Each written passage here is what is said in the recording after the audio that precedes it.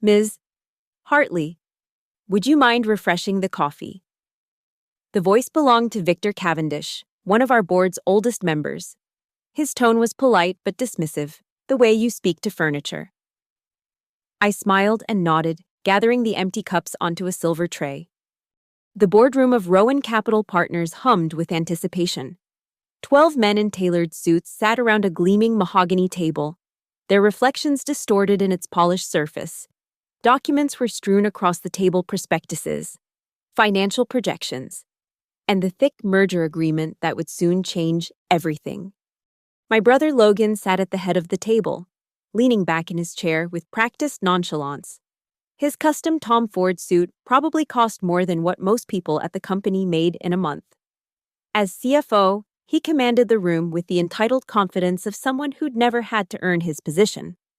"Gentlemen," he said, tapping his Mont Blanc pen against the table. "Today marks a historic turning point for Rowan Capital. The Evermount Holdings acquisition represents not just a significant expansion of our portfolio, but a fundamental reshaping of our market position." I poured fresh coffee into Victor's cup, careful not to spill a drop. No one looked at me. No one ever did. I was just Logan's awkward sister who'd been given a courtesy position glorified secretary. Really, after my unfortunate departure from the company 5 years ago. The invisible woman carrying the coffee pot? That's exactly how I wanted it. My father, Richard Hartley, chairman and founder of Rowan Capital, checked his watch. "Where is Evermount's legal team? They're 10 minutes late." "Probably having trouble finding the building." Logan chuckled. "From what I understand, they're a relatively small operation. Honestly, they should be grateful we're even considering this deal." I bit my tongue as I refreshed another board member's cup. If only they knew. 5 years ago, I'd sat at this very table not as the coffee girl, but as director of strategy. I'd presented a comprehensive plan to modernize Rowan Capital's operations, diversify our investments away from fossil fuels, and implement actual governance controls. Logan had laughed openly at my presentation. My father had simply shaken his head with disappointment. "Camille," he'd said afterward, "this is not how we do things at Rowan. Your brother understands our business model. Perhaps you should consider a different career path, something more suitable for your sensibilities." 2 weeks later, I was effectively demoted. 3 months after that, I resigned. No one tried to stop me. "Ms. Hartley," Logan called, not bothering to look up from his phone. "When Evermount's people arrive, show them in immediately, and make sure we have enough copies of the executive summary." "Yes, Mr. Hartley," I replied, my voice soft and deferential. The receptionist's voice came through the intercom. "Mr. Hartley, the representatives from Evermount Holdings have arrived." Logan straightened his tie. "Perfect. Send them in." The boardroom door opened, and 3 people entered: 2 men and a woman, all carrying sleek leather portfolios. I recognized them immediately. The woman, Diane Chen, had been my first hire at Evermount.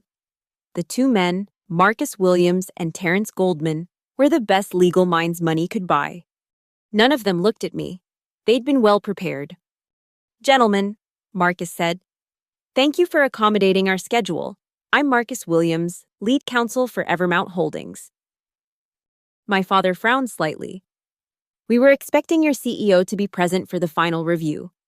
Marcus smiled. "I assure you, our CEO is intimately familiar with every detail of this transaction." Logan waved dismissively. "Let's not waste time. We've all reviewed the terms. Unless there are any last-minute changes from your side, we're prepared to move forward with the merger as outlined." "Actually," Terrence interjected, opening his briefcase, "we do have the final version of the agreement that requires review. There have been some adjustments since the last draft." Logan's smile faltered slightly. "Adjustments? What kind of adjustments?" Instead of answering, Terrence removed a stack of bound documents and began distributing them around the table.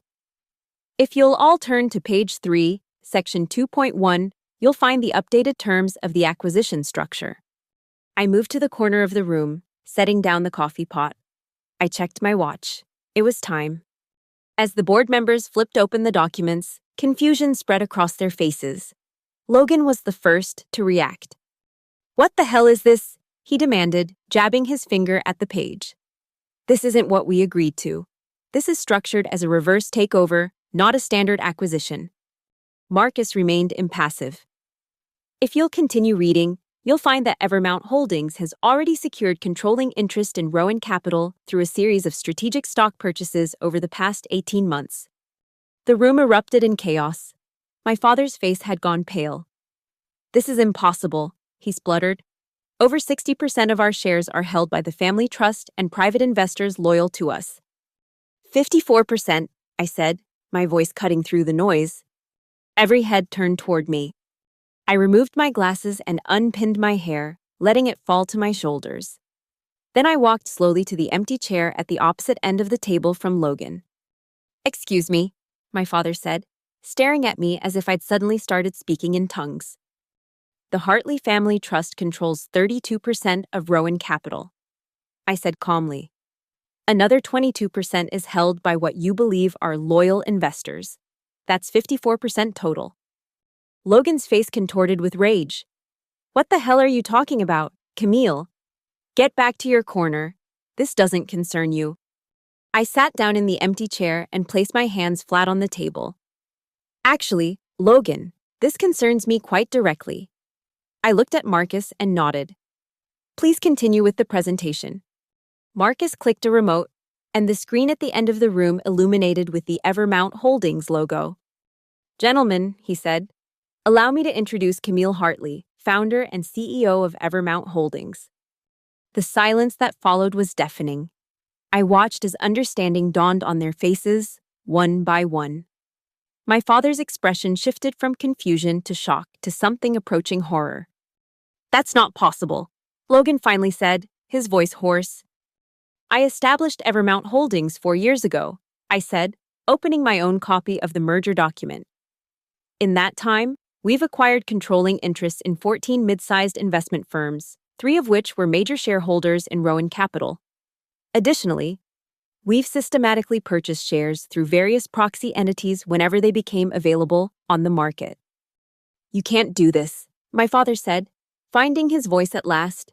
This is completely legal," Terrence supplied. "We've verified every transaction through independent counsel. Evermount Holdings now effectively controls 54% of Rowan Capital Partners." Logan slammed his fist on the table. "This is a hostile takeover. My own sister." I smiled thinly. "Actually, Logan, the correct term is strategic restructuring, and I'm not done yet." I nodded to Diane, who distributed another set of documents. "What's this now?" Victor Cavendish asked, looking bewildered. "These are the findings of a forensic accounting investigation conducted by Deloitte over the past 6 months," I said. "As you'll see on page 7, there are significant discrepancies in Rowan Capital's financial reporting under the current CFO's supervision." Logan's face drained of color. "You had no right." "As a major shareholder," I interrupted, "Evermount had every right to commission this audit, and what we found was troubling, to say the least." I stood up and walked around the table, touching the screen to advance to the next slide. "Gentlemen, over the past 3 fiscal years, approximately $38 million has been systematically diverted from Rowan's employee pension fund into a series of shell companies." Gasps echoed around the table. Board members began frantically flipping through the audit report. "Furthermore," I continued, advancing to the next slide, "quarterly earnings reports have been consistently manipulated to inflate the company's performance metrics, allowing certain executives to meet their bonus targets." I stopped directly behind Logan's chair.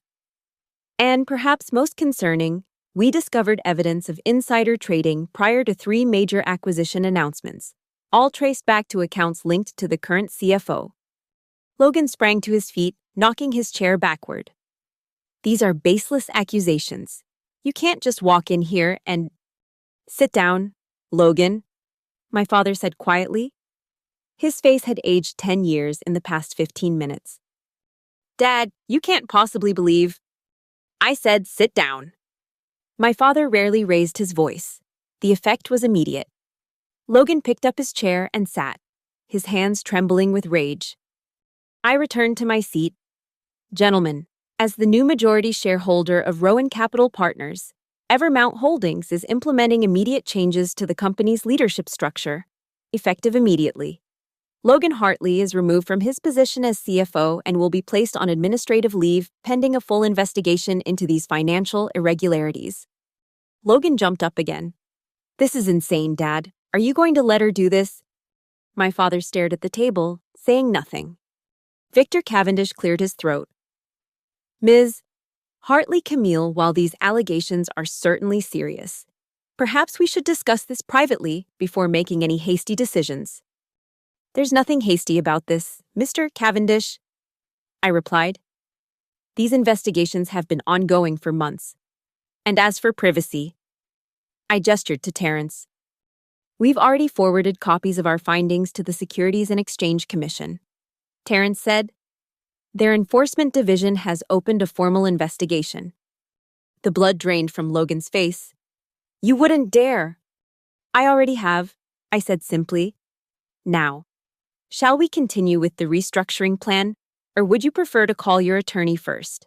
Logan, I understand Gordon Williams is excellent with white-collar criminal defense. Logan looked wildly around the room, finding no allies. Even my father wouldn't meet his eyes. With a final venomous glare at me, he stormed out, slamming the door behind him. My father finally looked up. Why, Camille? Why do it this way? For a moment, I saw not the imperious chairman, but simply my aging father, bewildered by how quickly his world had collapsed. Because you gave me no choice, I said quietly.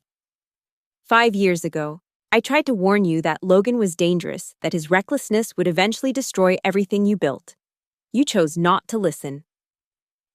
So this is revenge, he asked. No, I replied. This is responsibility. Someone had to stop him before he took down the entire company and everyone who depends on it. I turned to address the remaining board members. Gentlemen, I understand this is a lot to process. You're welcome to review these documents at your leisure. In the meantime, I'll be implementing an interim management structure to stabilize operations. Victor Cavendish studied me with new eyes. You've been planning this for years. 4 years, 2 months, and 16 days. I confirmed. Now, shall we continue with the actual business of saving this company? The rest of the meeting passed in a blur of legalities and transitional planning.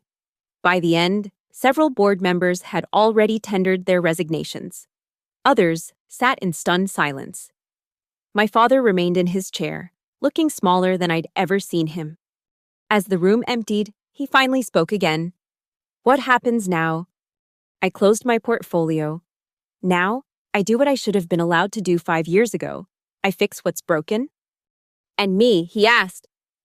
That's your choice, I said. You can retire with dignity. Or you can stay on as chairman emeritus with no operational authority. Either way, your legacy is secure. I won't let your name be dragged down with Logan's. He nodded slowly. You always were the smarter one. I just couldn't see past. Past what, Dad? My gender. My refusal to play by the old boy's rules. He had no answer for that. After a moment, he stood up, straightened his tie, and walked out without another word. I remained alone in the boardroom where, for years, I'd been nothing but a ghost. I walked to the head of the table Logan's seat and ran my fingers along the polished wood. Then I sat down, opened my laptop, and began typing an email to the entire company. Subject changes at Rowan Capital Partners. The first line read, Today marks a new beginning. I glanced at the coffee pot I'd been carrying less than an hour ago. From secretary to CEO in 60 minutes. Not bad for a day's work. But this was just the beginning. The real work rebuilding what my brother had nearly destroyed would start tomorrow. And I was more than ready. After all, I'd been preparing for this moment for 4 years, 2 months, and 16 days. My alarm buzzed at 4:30 a.m. the next morning, though I'd barely slept. I went through my usual routine 5-mile run, shower, protein smoothie before donning a charcoal Armani suit I'd been saving for this exact day. No more bland pantsuit that helped me blend into the background. Today, I wanted to be seen. The Rowan Capital headquarters was nearly empty when I arrived at 6:15 a.m. Security seemed startled to see me stride confidently through the lobby instead of slipping in quietly as I'd done for months. "Good morning, Ms. Hartley," the guard said uncertainly. "Morning, Hector. I'll need full access credentials issued to these individuals when they arrive." I handed him a list of Evermount executives who would be joining me today. "And please have Logan Hartley's access revoked immediately." His eyebrows shot up, but he nodded. "Yes, ma'am." I took the executive elevator to the top floor, a small privilege I'd denied myself during my undercover stint. When the doors opened, I was surprised to find my father's assistant, Margaret, already at her desk. She stood quickly, confusion evident in her expression. "Ms. Hartley, I wasn't expecting you in the executive suite." "Things have changed, Margaret," I said, handing her a flash drive. "Please print 50 copies of this memo and have them distributed to all department heads by 8 a.m. Then schedule an all-hands meeting in the main auditorium for 9 a.m. "But Mr. Hartley, your father, he hasn't approved any." "My father no longer approves operational decisions," I said firmly but kindly. Margaret had always been decent to me.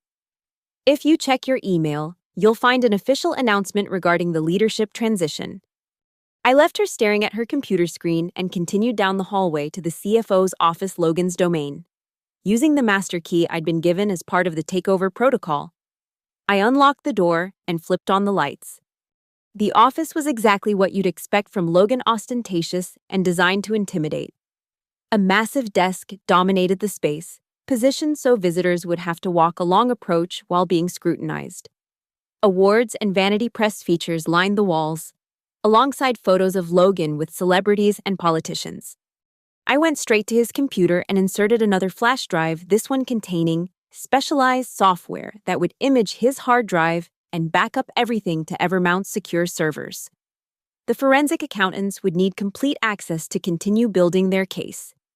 While the program ran, I examined the office more closely. Behind an original Rothko likely purchased with company funds was a wall safe. Predictably, Logan had used our mother's birthday as the combination, a fact I'd discovered years ago when he'd drunkenly bragged about his secure storage. Inside were several passports under different names, bundles of cash in various currencies, and a USB drive labeled insurance. I took photos of everything with my phone, then left it all in place. The SEC would want to discover this themselves. By 7:30 a.m., executives and employees began trickling in. I watched through the glass walls of Logan's office as they noticed me inside. Their double takes would have been comical under different circumstances. Diane arrived with the rest of my Evermount team at 7:45. "Everything set?" she asked, barely containing her excitement. "Right on schedule," I confirmed. "How's the market reacting to the announcement?" "Rowan's stock jumped 12% in pre-market trading," she said, handing me her tablet with the latest figures. "Analysts are cautiously optimistic about the leadership change, especially after those rumors about financial irregularities." I nodded. We'd strategically leaked certain information to key financial reporters last week, nothing actionable, just enough to prepare the market for what was coming. "And Logan?" I asked. "No activity on any of his known accounts since last night," Diane reported. "His condo is dark, and his car is still in the garage. Security team is monitoring, but it looks like he's gone to ground." "He'll surface," I said. "Logan's never been able to keep a low profile for long." At 8:55, I made my way to the auditorium, which was already filling with confused employees. I could hear the murmurs and speculation as I took position backstage. Margaret approached, looking flustered. "Ms. Hartley, the board members are asking for an emergency meeting before you address the staff. And I've had 17 calls from your brother since midnight." "Thank you, Margaret," I said calmly. "Please inform the board that I'll meet with them at 11 a.m. As for my brother, you can tell him that all communication should go through his attorney." At precisely 9 a.m., I walked onto the stage. The auditorium fell silent as employees nudged each other, pointing and whispering. Most had only ever seen me scurrying through the halls with coffee orders or taking notes in meetings no one thought I was smart enough to understand. "Good morning," I began, my voice clear and strong through the microphone. For those who don't know me, I'm Camille Hartley. Some of you may recognize me as the quiet assistant who's been working here for the past several months. Today, I stand before you as the new Chief Executive Officer of Rowan Capital Partners. The stunned silence was broken by a wave of whispers. Yesterday, Evermount Holdings, a company I founded 4 years ago, completed a transaction giving us majority control of Rowan Capital. This change comes after the discovery of serious financial irregularities under the previous management. I paused, letting this sink in. I want to be absolutely clear. Our primary concern is stabilizing the company and protecting its employees. No one in this room is responsible for the actions of former executives, and no one's job is at risk due to this transition unless you were directly involved in financial misconduct. Relief visibly washed over many faces. Over the coming weeks, you'll notice significant changes in how Rowan Capital operates. We're implementing new governance controls, revamping the company's investment strategy, and most importantly, restoring full funding to the employee pension plan that was compromised under previous leadership. This drew a smattering of applause, which quickly spread throughout the auditorium. I know many of you are wondering why I chose to return to Rowan this way. The truth is simple: this company was built by my family to create value not just for shareholders, but for employees and clients. Somewhere along the way, that mission was corrupted. My goal is to restore it. I spent the next 30 minutes outlining my vision for the company, then opened the floor for questions. They came rapid fire, ranging from practical concerns about day-to-day operations to more pointed inquiries about what had happened to Logan and my father. Your previous CFO is currently on administrative leave pending the results of an internal investigation. I explained diplomatically. Richard Hartley has chosen to step back from operational control but remains on the board as chairman emeritus. By the time the meeting concluded, I could sense a shift in the room from shock and uncertainty to cautious optimism. As employees filed out, many stopped to introduce themselves or offer congratulations. Some even admitted they'd suspected problems under Logan's leadership but had been afraid to speak up. One elderly gentleman waited until the crowd had thinned before approaching me. "Ms. Hartley," he said, extending his hand. "Walter Simmons, accounting. I've been here since your father founded the company." "It's a pleasure to meet you properly, Mr. Simmons," I said, shaking his hand. "I just wanted to say—" He lowered his voice. "I tried to flag some of the pension fund transfers to your brother. He threatened to fire me. At my age, I couldn't risk it." His eyes were apologetic. "You have nothing to apologize for, Mr. Simmons," I assured him. "But I would appreciate your assistance with the forensic audit we're conducting." He straightened up. "Anything you need. It's about time someone cleaned house around here." By noon, I'd moved into the CEO's office, not my father's ornate corner suite, but a more modest space I'd had renovated in secret over the past month. My father's office would be converted into a collaborative workspace for the strategy team. Diane brought lunch as we prepared for the board meeting. "The SEC just called," she informed me between bites of salad. "They want to interview you tomorrow morning about the evidence we submitted." "Schedule it," I said, "and get me updated briefing materials on all current investments. I want to identify anything toxic that needs to be unwound immediately." She hesitated. "There's something else. Your father's here. He wants to speak with you privately before the board meeting." I paused, setting down my fork. "Send him in." My father entered cautiously, as if unsure of his welcome in a building that had borne his name for decades. He looked older than he had yesterday, the lines in his face deeper. "Camille," he said, remaining standing even after I gestured to a chair. "Dad," I replied. "I wasn't expecting to see you until the board meeting. I needed to speak with you alone first." He finally sat, perching on the edge of the chair like he might need to leave quickly. What you're doing, it's going to destroy this family. I leaned back. I think Logan already took care of that. He's your brother, Camille. Whatever he's done, he stole from employees' pensions. I interrupted. He manipulated financial statements. He committed securities fraud. This isn't about family squabbles, Dad. It's about crimes. My father ran a hand over his face. I know what he did. The admission hung in the air between us. You knew, I asked quietly. Not everything, not the extent of it, but I suspected he was cutting corners. And you did nothing. He looked away. I told myself he was just being aggressive, that all successful people bend the rules sometimes. That's not true, I said, and you know it. What do you want me to say, Camille? That I failed.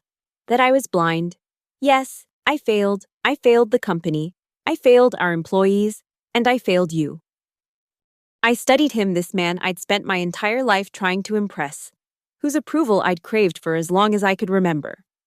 Why, I asked simply. Why Logan and not me? I was better qualified. I worked harder. I had better ideas. What was it about me that you couldn't see? He flinched.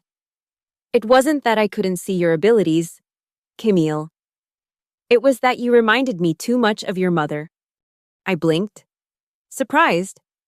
My mother had died when I was 12, a brilliant economist whose career had been repeatedly sidelined for my father's. She was always challenging me, pushing me to be better, to think differently. He continued. Just like you.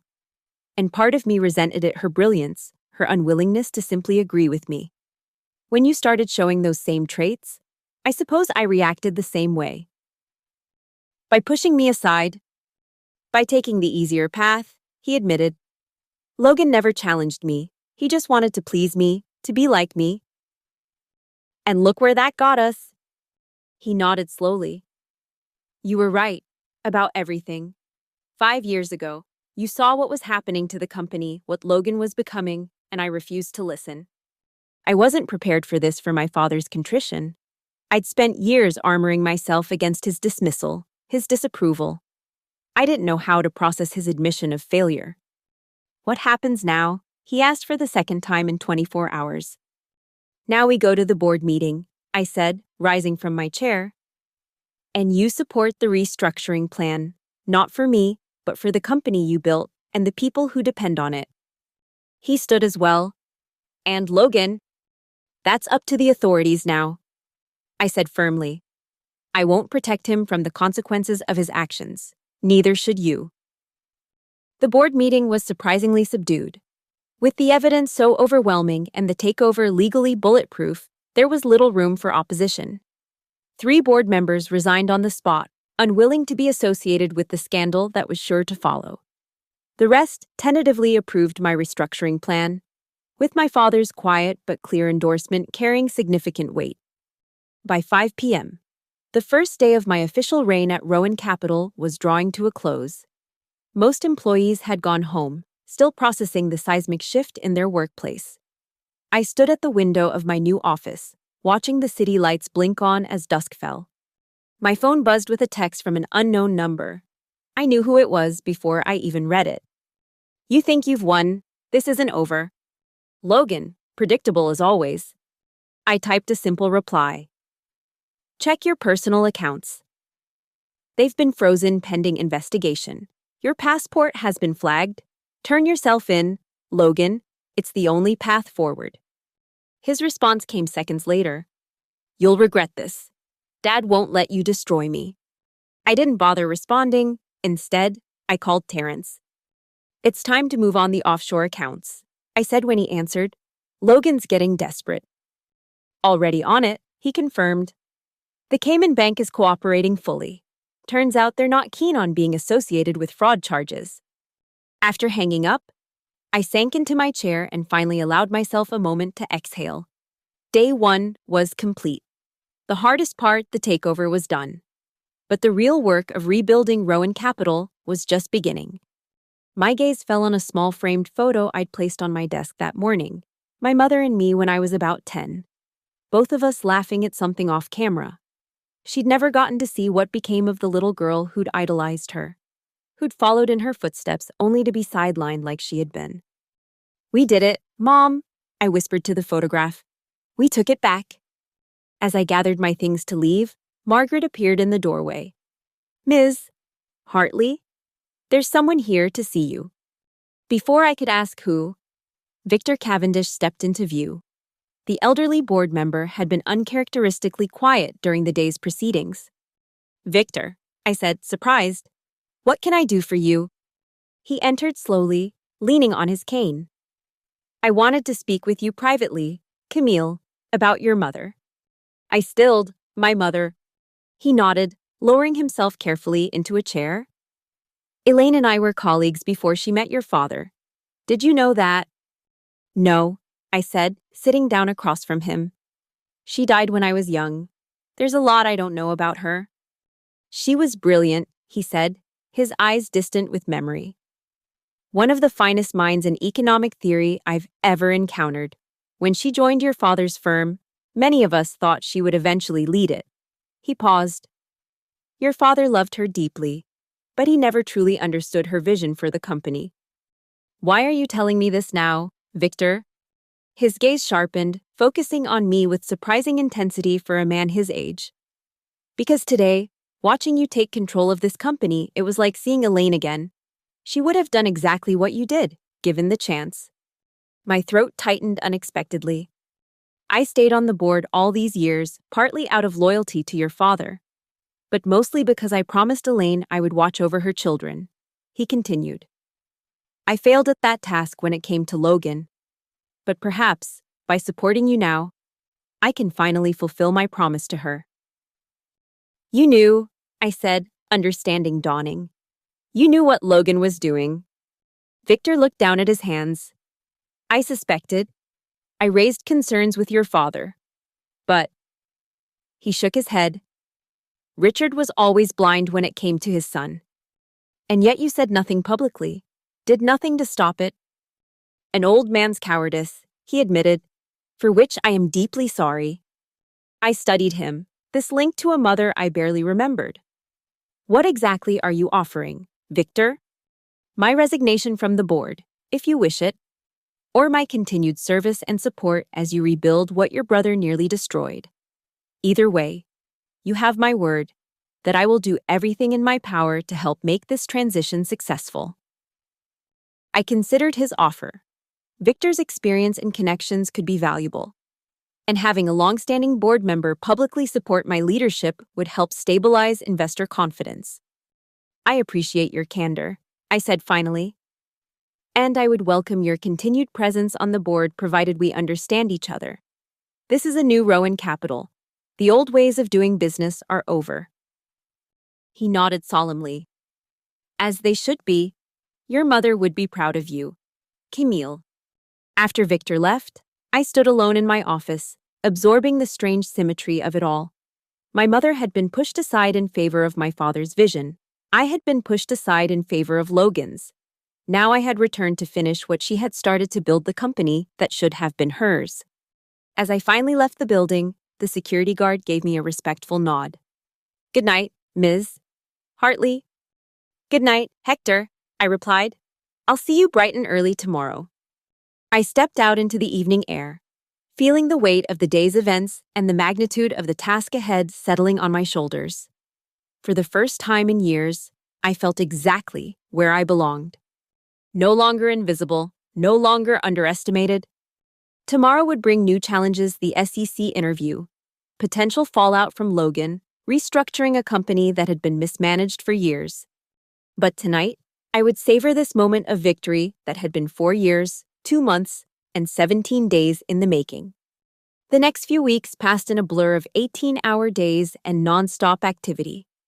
Each morning brought new revelations about the extent of Logan's financial manipulations, and each afternoon required decisive action to contain the damage.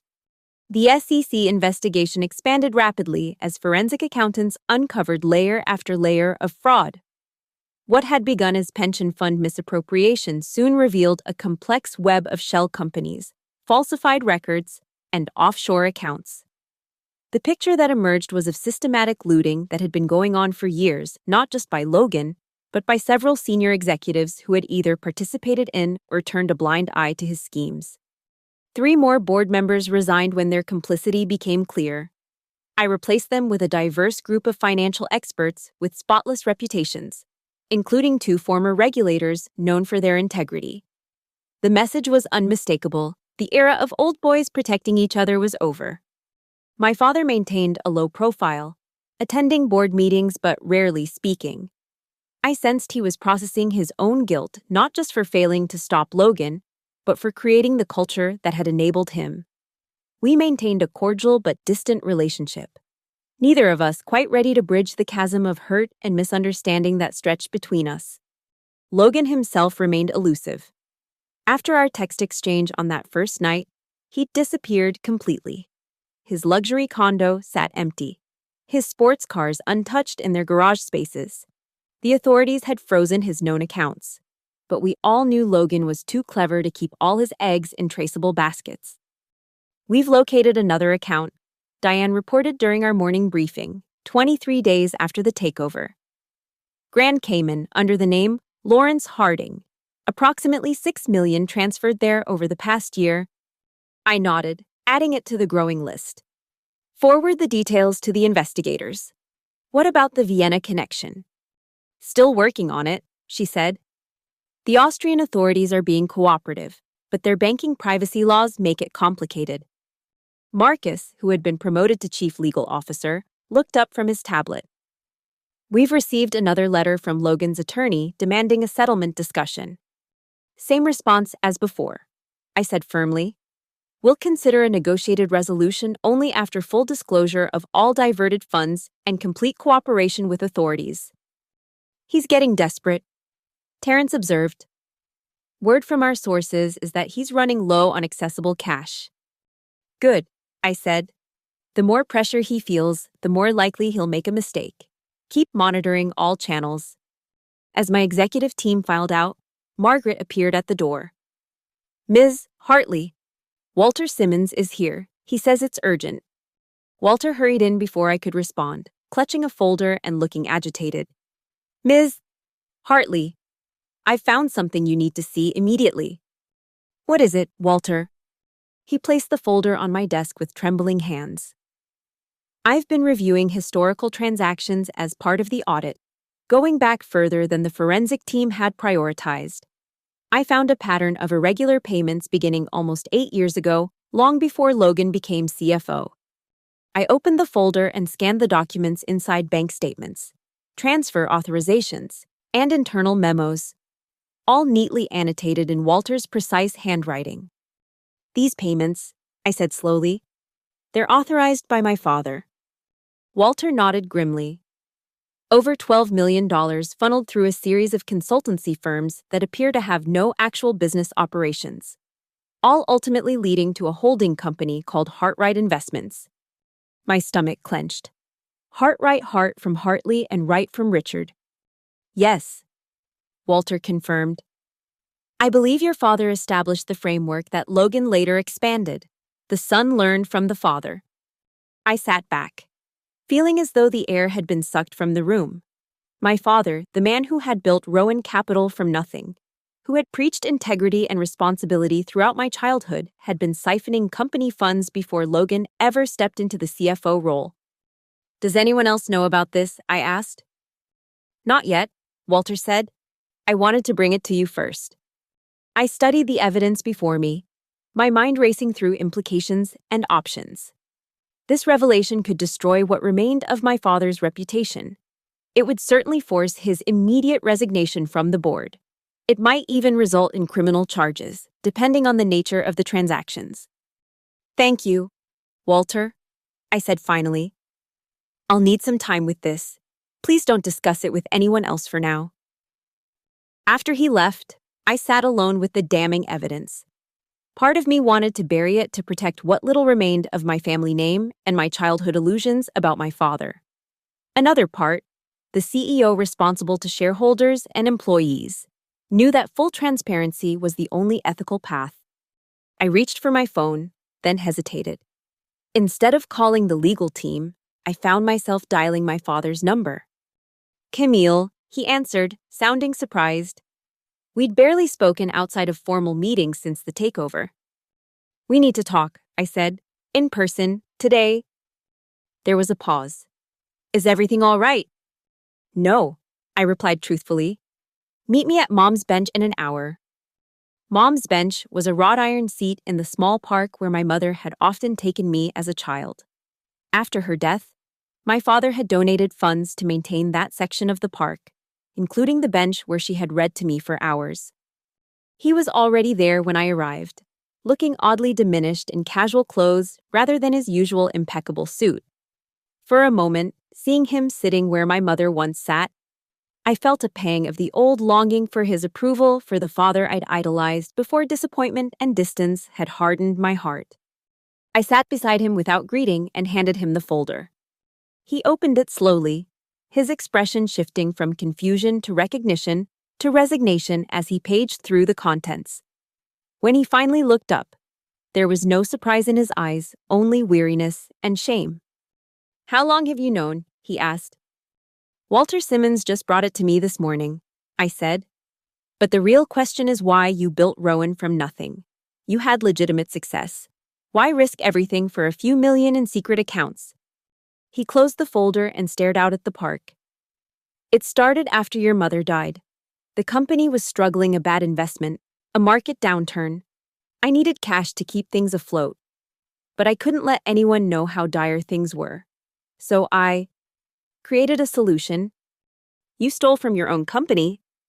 I told myself it was temporary just until things improved. I would pay it back with interest. He gave a bitter laugh. The oldest justification in the book, isn't it? But then the company recovered, and instead of stopping, I found other reasons. A divorce settlement with my second wife that would have embarrassed me if made public. Political contributions I didn't want traced back to the firm. And Logan, I asked, did you teach him these tricks, or did he figure them out on his own? My father winced. He found out by accident about 5 years ago. Instead of being appalled, he was impressed. He suggested improvements to the system, more sophisticated methods. 5 years ago, I repeated, right when I was pushing for greater financial transparency, when I was advocating for stronger governance controls. He couldn't meet my eyes. Yes. So when you sided with Logan against me when you pushed me out, it wasn't just favoritism. You were protecting your own crimes. I convinced myself you were naive, he admitted. That business sometimes required flexibility with rules. Logan understood that. You, with your ethics and principles, you were a threat. I stood up, needing distance from him. Do you have any idea what you've done to the company, to our family name, to me? He remained seated, shoulders slumped. What will you do with this information? It was the question I'd been wrestling with since Walter had left my office. As CEO, my duty was clear: report everything. Let the investigators follow the evidence wherever it led, even if it meant watching my father led away in handcuffs. But another voice whispered that nothing would be gained by publicly destroying an old man already stripped of his power and legacy. The funds, I said finally. All of them, every penny. Where are they now? Most were reinvested in the company over time, he said. The remaining balance, about $3 million, is still in the Hartright accounts. I haven't touched it in years. Here's what's going to happen, I said, my voice steady.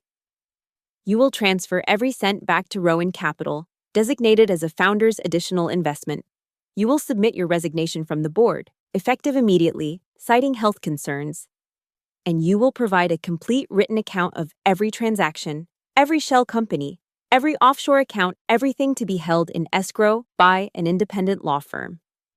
And if I do all that, then I don't immediately turn this folder over to the SEC.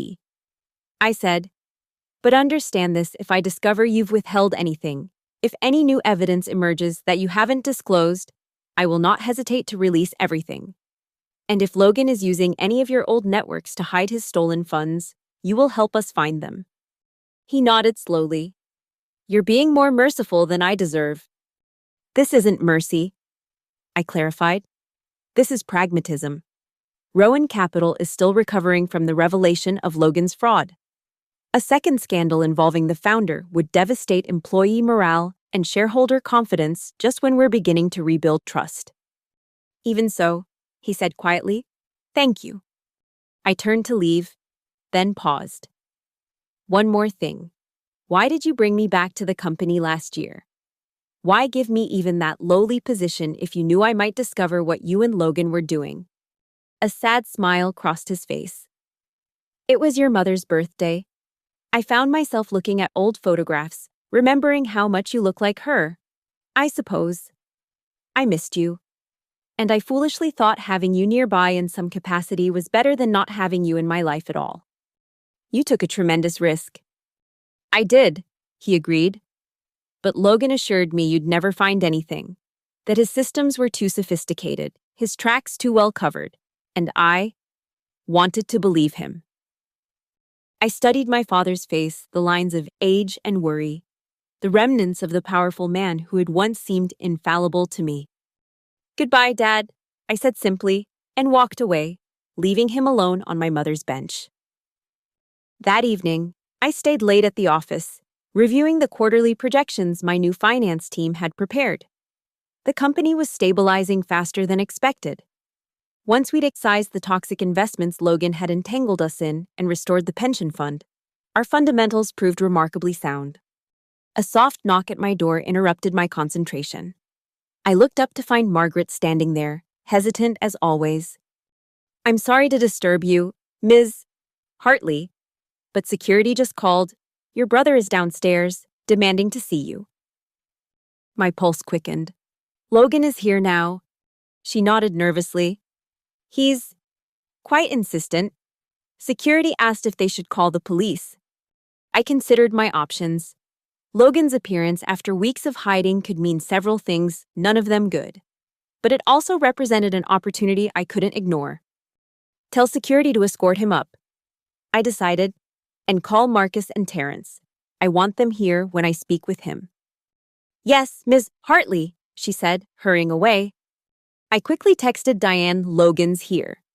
Activate contingency protocol Alzin 7. Her response was immediate.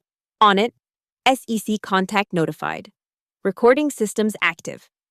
10 minutes later, my office door burst open, and Logan stormed in, followed by 2 security guards. He looked terrible unshaven, hair disheveled, wearing wrinkled clothes that had once been expensive but now looked slept in. The confident, polished CFO had been replaced by a hunted man. "You can wait outside," I told the guards, who looked uncertain. "It's all right, my brother and I need to talk." As they reluctantly withdrew, Logan paced the office like a caged animal. "Enjoying your throne, Camille. Feeling powerful now that you've destroyed everything." "I didn't destroy anything, Logan," I replied calmly. "I'm rebuilding what you nearly ruined. The question is, why are you here? Your lawyers advised you to avoid contact with company personnel during the investigation." He gave a harsh laugh. "My lawyers? You've frozen all my accounts. How exactly am I supposed to pay them?"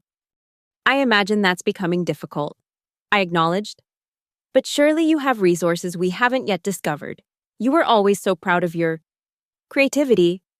His eyes narrowed. "Is that what this is about? You want me to reveal my hidden assets? Is that your price for calling off the dogs?" "The dogs, as you put it, are federal investigators pursuing serious securities fraud charges. I couldn't call them off even if I wanted to." Logan's facade of bravado cracked slightly, revealing the desperation beneath. "Come on, Camille. We're family. There must be some arrangement we can reach." "Family," I repeated. "Is that what we are?" "Because I remember being family when you mocked my business proposals. I remember being family when you undermined me at every turn. I remember being family when you helped push me out of the company our parents built." "That was business," he snapped. "Nothing personal." It felt pretty personal to me. He ran his hands through his disheveled hair. "What do you want from me? An apology?" "Fine, I'm sorry. I was a jerk. Is that enough? Will you help me now?" Before I could respond, Marcus and Terrence entered the office. Logan spun to face them, his expression darkening. What are they doing here? This is a private conversation between siblings. Nothing involving Rowan Capital is private anymore. Logan, I said. That's one of the changes I've implemented. Full transparency in all dealings. Marcus stepped forward. Mr. Hartley, I'm obligated to inform you that this conversation may be recorded and could potentially be subject to discovery in ongoing legal proceedings. You have the right to have your counsel present. Logan's laugh was tinged with hysteria. My counsel, the one I can't afford to pay because my sister has frozen all my assets, that counsel. If you can't afford representation, the court will appoint. Terrence began. I don't need a court-appointed lawyer, Logan shouted. I need my sister to stop this vindictive crusade. I signaled for Marcus and Terrence to step back. Logan, let's be clear about something. This isn't vindictive. This is justice. You stole from people's pensions. You manipulated financial statements. You committed fraud on a massive scale. Oh, please, he scoffed. Like Dad never bent the rules. Like this entire industry isn't built on finding creative ways around regulations. Don't pretend you're so pure. I know about Dad, I said quietly. I know he started what you perfected. The difference is, he's accepted responsibility for his actions. That seemed to genuinely surprise him. Dad confessed, I don't believe you. Believe what you want, but he's resigned from the board and returned all funds. He's cooperating fully. Logan paced again, clearly processing this new information. So the old man threw me under the bus to save himself. Perfect. No one threw you anywhere. Logan, you drove the bus off the cliff all by yourself. I leaned forward. But I am prepared to offer you one opportunity, the same one I offered Dad. His pacing stopped. I'm listening. Full disclosure of all accounts, all transactions, all co-conspirators, complete cooperation with investigators, return of all misappropriated funds to the extent possible. And in exchange, Rowan Capital won't pursue additional civil penalties beyond what the government requires. I'll instruct our attorneys not to oppose a reasonable plea deal if one is offered, and I'll ensure there are sufficient funds set aside for your legal defense. He snorted. That's your idea of mercy. I'd still be facing criminal charges. Yes, I agreed. Because you committed crimes, Logan, serious ones. There's no scenario where that simply goes away. He stared at me for a long moment, calculation evident in his eyes. I could almost see him weighing options, evaluating angles, looking for leverage. What if I told you there were documents, evidence that could be very damaging to Rowan's reputation if they became public? He said finally, things that go beyond financial irregularities. Marcus stepped forward again. Mr. Hartley, I strongly advise against making what could be construed as a blackmail attempt. Logan ignored him, his focus entirely on me. Well, Camille, interested in what I might know. I studied my brother, this man who shared my blood but seemingly none of my values. In his desperate state, he was still trying to manipulate and threaten his way out of consequences. No, Logan, I said firmly. I'm not interested in your attempted blackmail. Whatever documents you think you have, whatever secrets you think you know, bring them on. This company operates in the light now. No more shadows, no more secrets. His expression hardened. You'll regret this. When I'm done. When you're done, I interrupted. You'll likely be serving time in a federal prison. The only question is how long, and that depends entirely on how cooperative you choose to be now. The door opened again, and Diane entered, accompanied by two men in suits who I recognized as FBI agents. Mr. Hartley, one of them said formally, we have a warrant for your arrest on charges of securities fraud, wire fraud, and conspiracy to commit financial crimes. Logan's face went pale as the agent continued reading him his rights. As they handcuffed him, he fixed me with a venomous glare. This isn't over, Camille, he spat, not by a long shot. I stood, meeting his gaze steadily. Actually, Logan, it is over. It was over the moment you decided that rules didn't apply to you. The rest is just consequences. As they led him away, I felt no satisfaction, only a profound weariness and a lingering sadness for what my family had become. The brother I'd once looked up to, reduced to threats and desperation.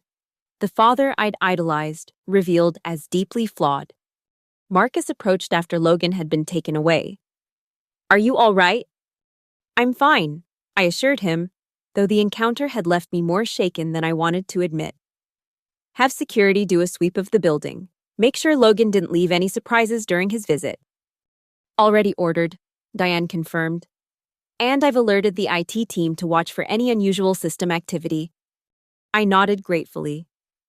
"Thank you, both of you. And Terrence, have your team prepare for whatever Logan might try to leak to the press. I want us ahead of any potential stories." After they left, I sat alone in my office, watching the city lights through the window. Logan's arrest would make headlines tomorrow. The company would face another wave of scrutiny and speculation. But we were better positioned to weather it now, more transparent, more ethical, more resilient. My phone buzzed with a text from Victor Cavendish. "Just heard about Logan. You holding up okay?" I appreciated the concern from my unlikely ally. "I'm fine. Company is stable. Press conference scheduled for tomorrow morning." His response came quickly. "Your mother would be proud of you, not just for taking back the company, but for how you're running it." I smiled faintly at that. In all the chaos of the past month, I'd somehow managed to implement many of the reforms I'd proposed 5 years ago, the very proposals that had led to my ouster. Sustainable investment practices, transparent governance, ethical leadership. My assistant appeared at the door. "Ms. Hartley." The executive team is assembled in the conference room for the emergency meeting.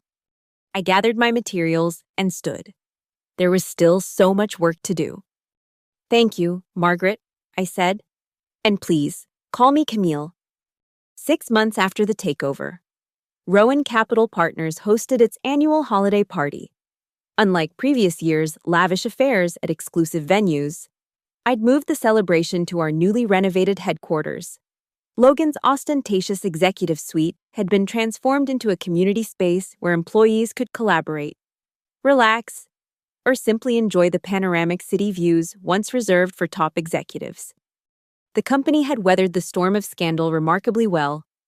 After initial market turbulence, our stock had stabilized and then steadily climbed as investors responded positively to our new transparency initiatives and ethical investment strategy. Employee morale had recovered even faster.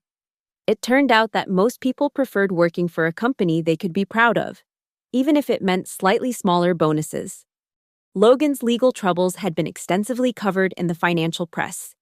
He'd eventually accepted a plea deal, confessing to multiple felony charges in exchange for a reduced sentence of 7 years. The full extent of his fraud had proven even greater than our initial investigations had uncovered. Nearly $60 million, diverted through an intricate network of shell companies and offshore accounts. My father had kept his part of our agreement, returning all funds and providing a complete accounting of his earlier misdeeds. He'd moved to Arizona, ostensibly for his health, but more likely to escape the constant reminders of his tarnished legacy. We spoke occasionally, brief, awkward conversations that never quite bridged the gulf between us, but at least acknowledged its existence. As I circulated through the holiday party, stopping to chat with employees from all levels of the company, I reflected on how much had changed in such a relatively short time. People who had once averted their eyes when I passed them in the hall now approached me comfortably with ideas and concerns. The rigid hierarchy that had defined Rowan under my father and brother had given way to a more collaborative culture where merit mattered more than connections. Victor Cavendish found me by the windows, gazing out at the snow-dusted city below. He moved more slowly now, his health declining, but his mind remained sharp. "Quite a transformation," he remarked, gesturing to the room full of celebrating employees. "In the company and in you." I smiled. "I'm not sure I've transformed, Victor. I'm still the same person who presented that rejected modernization plan 5 years ago." "Perhaps," he conceded, "but now you have the confidence that comes with vindication. It suits you." An assistant approached with an envelope. "Ms. Hartley, this was just delivered for you." The messenger said it was personal. I opened it curiously. Inside was a simple card with my father's handwriting. Camille, I've been following the company's progress from afar. You've accomplished in 6 months what I couldn't do in 30 years. Your mother would be so proud, as am I. Though I've forfeited the right to say so, if you're ever in Scottsdale, my door is open. Dad. I slipped the card back into the envelope, emotions I couldn't quite name stirring within me. Good news, Victor inquired gently. Just my father, I said. Extending an olive branch, I think. He nodded sagely. Will you accept it? I gazed around the room at the company I'd reclaimed and reshaped, at the employees whose livelihoods I'd protected, at the legacy I was building. I don't know yet. Some bridges take longer to rebuild than others. Indeed, Victor agreed.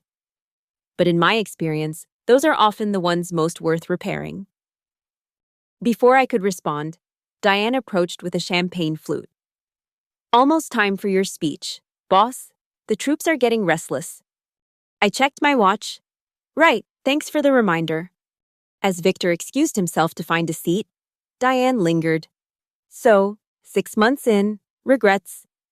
I considered the question seriously. About taking back the company, not for a second, about how things ended with my family. That's more complicated? She nodded understandingly. Families usually are. But for what it's worth, you've created a new kind of family here. She gestured to the room full of employees. One built on something stronger than blood. I was touched by her observation. Thank you, Diane. I hadn't thought of it that way. A microphone squealed with feedback, and heads turned toward the small stage that had been set up near the windows. Margaret stood there, looking slightly uncomfortable with the attention. Ladies and gentlemen, she announced, her voice steadier than her expression. Please welcome our CEO, Camille Hartley. Applause erupted as I made my way to the stage, looking out at the sea of faces, some familiar from my earlier days at Rowan. Many new hires brought in during the restructuring. I felt a surge of pride in what we'd accomplished together.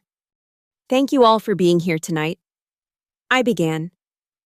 A year ago, if someone had told me I'd be standing here as CEO of Rowan Capital, I might have questioned their sanity. Appreciative laughter rippled through the crowd. But life has a way of taking unexpected turns.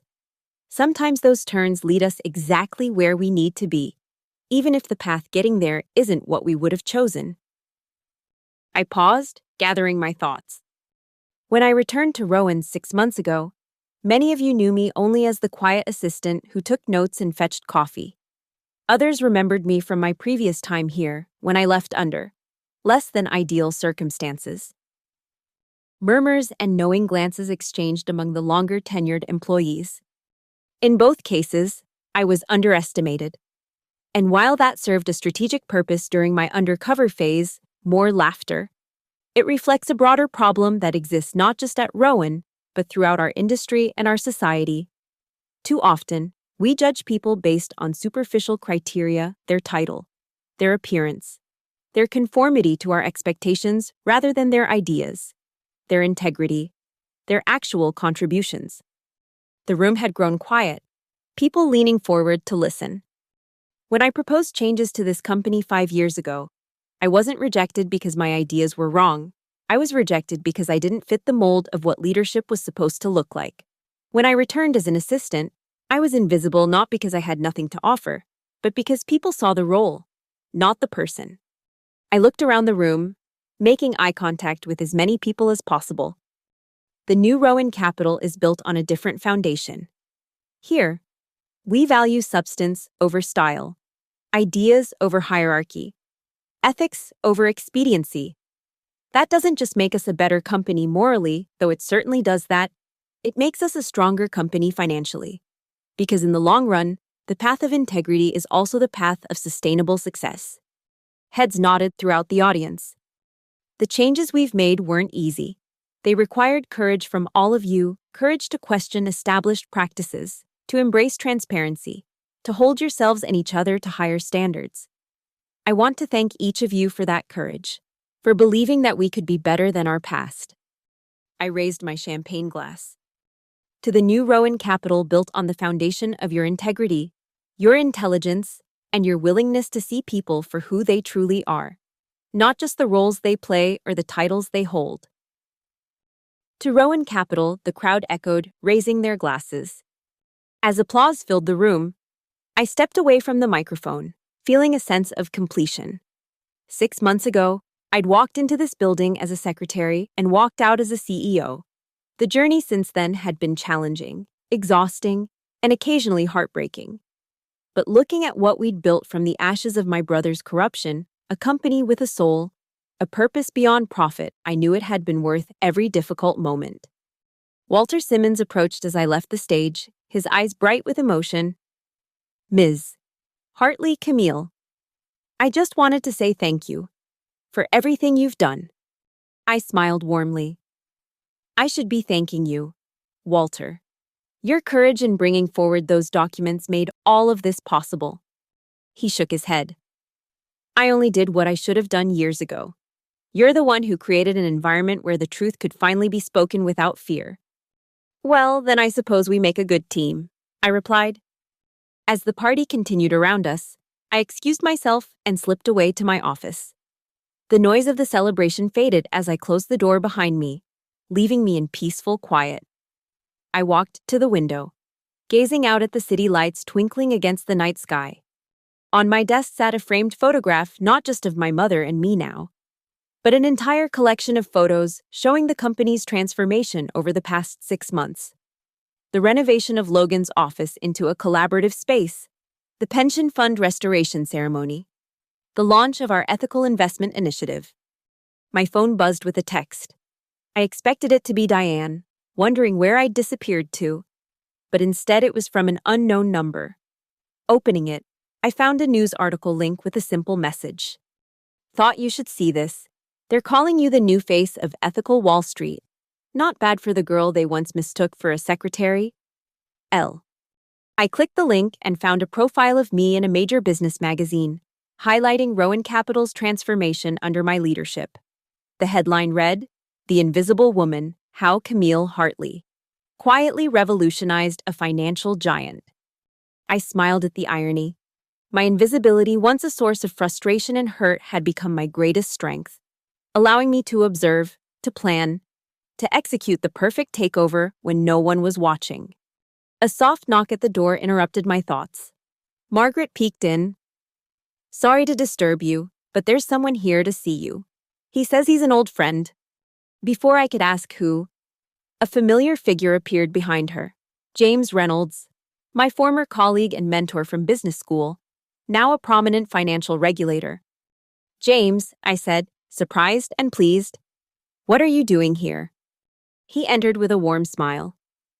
"I was in town for a conference and heard about your holiday party. Thought I'd stop by to congratulate you in person. The financial world is buzzing about what you've accomplished here." I gestured for him to sit. "It's been quite a journey." "So I've heard," he said, settling into a chair. The undercover CEO story is already becoming legend on Wall Street. Though I must say, when you told me 4 years ago that you were going to fix what was broken at Rowan, I didn't realize quite how dramatic your method would be. I laughed. Neither did I at first. The plan evolved as I uncovered more about what Logan was doing. James's expression grew serious. "You took an enormous risk, Camille. If your brother had discovered who you really were before you were ready..." "But he didn't," I said simply, "because he never really saw me. None of them did." He nodded thoughtfully. "The advantage of being underestimated..." "Exactly." I leaned forward. "But now that advantage is gone. Everyone's watching Rowan, watching me to see what happens next." "And what does happen next?" he asked curiously. I smiled. "We keep building. The Ethical Investment Fund launches next quarter. The governance reforms go to the shareholders for approval in March. The industry partnership on sustainable finance begins in the summer." "Ambitious," he commented. "Necessary," I corrected. "What happened at Rowan wasn't unique. James, you know that better than most. The same patterns of corruption, cronyism, and corner-cutting exist throughout the financial sector. Someone needs to prove there's a better way to do business. He studied me with admiration. And that someone is you. That someone is us, I said. Rowan Capital, transformed, a template for what the industry could become. Margaret appeared at the door again. Sorry to interrupt, but they're asking for you downstairs. The employees want to toast with you. James stood. You should get back to your party. We can catch up properly another time. As we walked together toward the elevator, he paused. You know, when we first met in that ethics seminar at Harvard, I never imagined you'd end up here leading one of the most dramatic corporate turnarounds in recent memory. I thought back to that younger version of myself, idealistic, determined but uncertain of her path. Neither did I. But looking back, it seems almost inevitable, doesn't it? The elevator doors opened, and the sounds of celebration drifted up from below. James smiled. Go on, they're waiting for you. As I rejoined the party, employees gathered around, raising their glasses in my direction. These were no longer people who overlooked me or dismissed me. These were colleagues who respected me, who followed my vision not out of fear or obligation, but because they believed in what we were building together. I accepted a fresh glass of champagne and raised it in return. To all of you, I said, the true heart of Rowan Capital. As cheers erupted around me, I felt a sense of rightness of having finally found my place in the world I'd been trying to change for so long. Not as the invisible woman carrying coffee, not as the underestimated sister pushed aside, but as the leader I'd always had the potential to become. The journey had been longer and more difficult than I could have imagined when I first resigned from Rowan 5 years ago.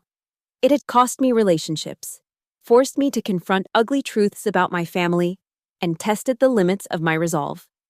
But standing here now, surrounded by a company transformed by transparency and purpose, I wouldn't change a single step of that journey. After all, they'd called me secretary until they opened the merger documents. And in that moment of revelation, everything had changed. I didn't destroy the company, I simply reclaimed what should have been mine all along.